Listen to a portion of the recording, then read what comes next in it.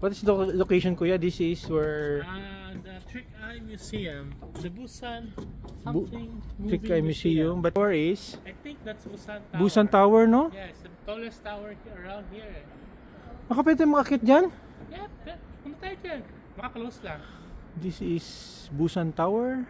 Let's Tallest structure here in Busan. We're in Busan na.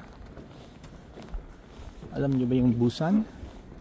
Kanina galing kami sa Trick Eye Museum, no? I haven't made a coverage, but this is yung roof deck niya na portion.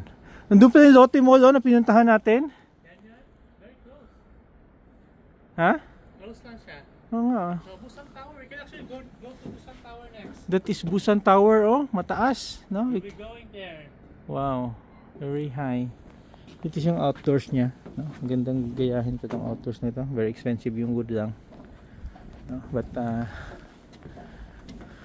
still very cold. Malamig pa rin. Sub-zero. So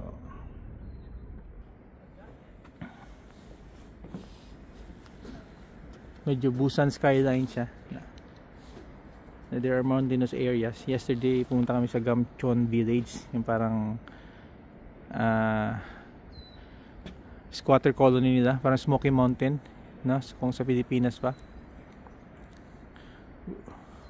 We'll try to go there, no? Yung sa Busan Tower, pinakamataas na area here. Balik tayo. They were in the rooftop portion. Let us see. Okay.